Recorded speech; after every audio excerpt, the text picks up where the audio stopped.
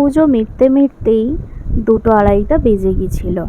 তারপর আমরা খাওয়া দাওয়া করে নিলাম। বিকালবেলাতে বাবাই একটা ডেয়ারি মিল্ক চকলেট খাচ্ছিল, আমাকেও একটু দিয়েছে, বাকিটা ওই খেয়ে নিয়েছে।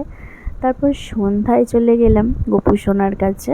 ওর কাছে বসেই কিন্তু আমি কেকটা কাটলাম। আবার কেকটা কিন্তু একটু গোপু সোনাকে খাইয়েও দিয়েছি। কেকটা কিন্তু দারুণ খেতে ছিল, বাটারস্কচ ফ্লেভার ছিল। কেকটা কিন্তু খুবই কিউট, সবার খুবই ভালো লেগেছে। গোপু সোনার জন্মদিন বলে কথা, কেক না কাটলে হয়? তো আমি আর বাবাই কিন্তু এই কেকটা কাস্টমাইজ করে অর্ডার করেছিলাম।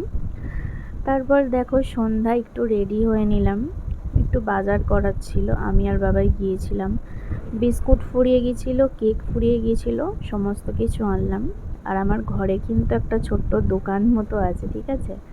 আমি যা কিছুই আনি এখানে গুছিয়ে রেখে দিই, যখন খিদে পায় তখন আমি আর বাবাই বার করে কারো খেয়ে নিই। এখানে দেখো ড্রাই ফ্রুটস আছে, আমন্ড, পেস্তা, কিশমিশ, কাজু বাদাম তো একদমই শেষ হয়ে গেছে, ওটাও এনে রাখতে হবে আর কি। বিস্কুট আছে 3-4 রকমের, আরও অনেক কিছু থাকে, চিপস, কুরকুরে। এখন আপাতত এইটুকুই আছে। এই টপ হার্বস যে বিস্কুটটা, এটা কিন্তু দারুণ খেতে, আমার তো বিশেষ করে খুবই ভালো লাগে। 2 রকমের মুসলি আছে, চানাচুর আছে, 2 রকমের পাঁপড় আছে, আর এই লাল নিমকি ভাজার প্যাকেটটা আজকে কিনে আনলাম। তো এই হচ্ছে আমার টুকটাক শপিং। এখানে এবার আমি সমস্ত কিছু গুছিয়ে সাজিয়ে রেখে দেব। আমার মতো কে কে আছে বলো তো, যে এই সব ঘরে গুছিয়ে রেখে দাও আর খিদে পেলে বার করে করে খাও?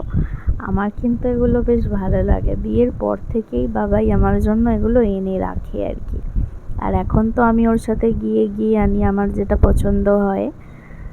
এখানটার সামনেটা যে একটু জল জল দেখছো, এখানে খাবার জলের বোতলগুলো রাখা হয়, তো ওই জন্য একটু জল পড়ে গেছে। তো দেখো সমস্ত কিছু সাজিয়ে রাখলাম। আর এই ছোট্ট নিমকি টাইপের একটা বিস্কুটের কৌটো এর আগে এনেছিল, ওটাও কিন্তু বেশ ভালো খেতে, চায়ের সাথে ভালো লাগে, এটাও ফুরিয়ে এসেছে। আজকের ভিডিওটা আমি এইটুকুই করলাম। বাবাই এখন শুয়ে শুয়ে দেখছিল যে আমি কি করে সব গোছাচ্ছিলাম, একটু আমি ঢংও করছিলাম, ও তো পাত্তাই দিল না আমাকে।